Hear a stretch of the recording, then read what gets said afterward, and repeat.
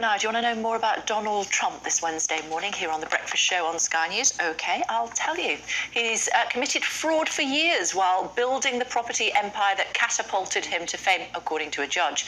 It's the latest in a series of bad headlines about the former president, including 4 criminal cases that he's now facing. But he continues to perform well in the polls as he campaigns to be the Republican candidate in the upcoming US election.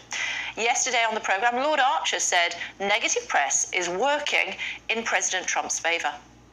And every time he has a problem, his ratings go up 4%. So I would guess he's almost now certain to be the candidate. Well, Dr. Shola and Scotty are with us. So, Dr. Shola, you should be nice about him, because when you're negative about him, he gets more press, and as a result, he goes up in the polls. Absolutely not. We need to keep telling the truth about Donald Trump. Look, we're talking about Trump, who is a narcissistic, mentally inept, morally bankrupt fraud, whose entire personal, business, and political life is built on a pack of lies. Trump once famously said, I could stand in the middle of Fifth Avenue and shoot somebody, and I wouldn't lose any voters. And you know what? He's right. Because from a political perspective, Trump's unique selling point is division. He weaponizes racism, sexism, misogyny, and every kind of bigotry for political profit. And his politically illiterate base have bought into his false projection of strength, his lies about his wealth, and even with irrefutable evidence of his corruption and wrongdoing, they excuse his behavior and claim somebody is out to get him. So this twice impeached, twice indicted, one-term president and glorified insurrectionist weaponizes his political base to undermine U.S. democracy. And this is how the bad publicity helps him. I don't think he's gaining new voters, but he's not losing his existing base. His presidency, quite frankly, is the biggest threat to American democracy. He just did not expect there to be consequences, okay? That's the problem with Trump. Okay. He thought he was going to keep getting away with this, but all of these federal charges and state charges against him are the consequences that he's not ready for. And you know what? Okay. For it. Scotty, over to you. You know, honestly, Kay, I guarantee Donald Trump would like to wake up and have a pre-political involvement, presidential type atmosphere within the media. The praises, the love, everything they did with Donald Trump prior to 2015.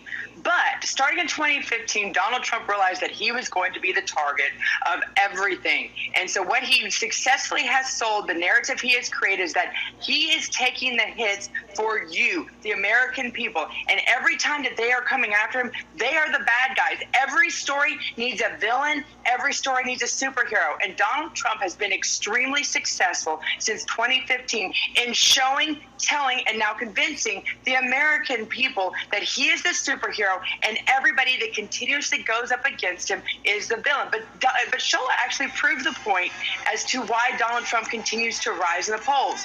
Because people like Shola, and I love you, Shola, but in this case, you're insulting. It's not like you're insulting just Donald Trump. You're insulting the people that are supporting Donald Trump. And that's why he continues to grow. At this point, it even took the Washington Times, a undoubtedly very liberal left paper, had to admit that Donald Trump is beating Joe Biden by 10 percentage point in their own poll. So it's not just the Trump base. He's gaining the people on the other side, those original people that helped him win in 2016 and did not show up for him in 2020. And this is why I said politically illiterate base, because to be honest with you, I'm not limiting this to the right or to the left. I'm limiting this to anybody who thinks that opportunity insulting. That's awesome, Shola. Wait, hold on a second, Scotty. I'm saying that when I say politically illiterate base, I'm speaking also of those who buy into the lie that by speaking the truth about Trump, we're speaking against you, or that, Trump represents you. Trump does not represent the common man. There's nothing about Donald Trump, his elitism. He is the establishment that speaks for the working person, okay, rather than say working man. So all those who believe the stupid lie, you know what? It is on them. But bottom line is that when it came to the elections, however much Donald Trump seems to be rising in ratings in this last elections, more people voted for Joe Biden than they did for Donald Trump. People voted with their common sense that God gave them. Okay, so I don't care what all these polls are saying. If he does become the next candidate, which is likely, because heaven knows that the Republican Party have not exercised any common sense in the last decade, I think the reality is it will boil down to Americans to take, to try to fix this rot that is in the soul of American democracy and speak with their feet and voting rights. I mean Scotty, the right way, not Scotty, I don't mean that politics. Okay, Scotty, what would a second term of President Trump look like?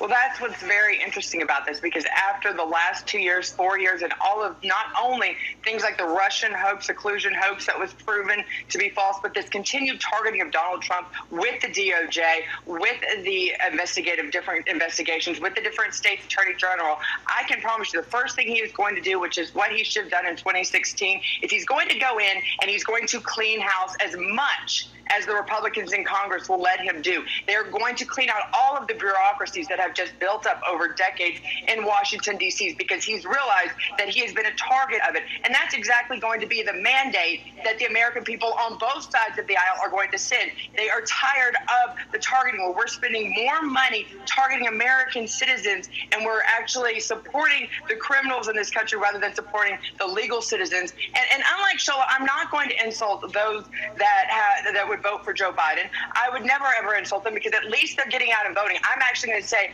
just pay more attention to what's going on. Think for yourself, and don't just listen to pundits like Shola and I. Do your own research. I'm not going to insult you. That's the difference between the two. May I add something? Because you see, Scotty, I love you too, but you're absolutely wrong.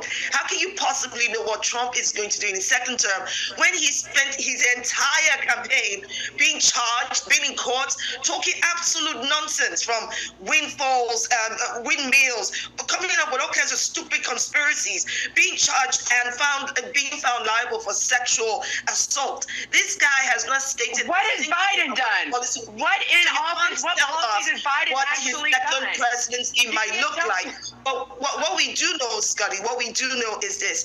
As soon as Donald Trump gets in there, he's going to pardon himself.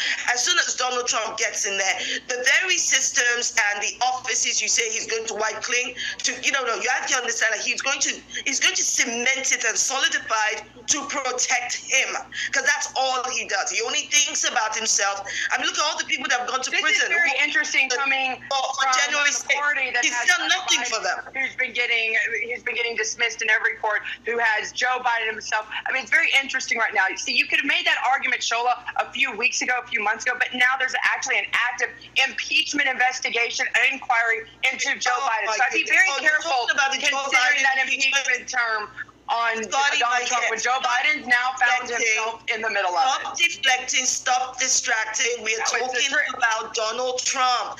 I mean, when we get to the so-called impeachment of Joe Biden, let's have that conversation then. But ladies, right now, we're talking about Donald Trump. We're out of time. Yep, we're out of time. I've missed you both. Please come back again very soon. It's great to see you. Thank you. They're fantastic telly, aren't they?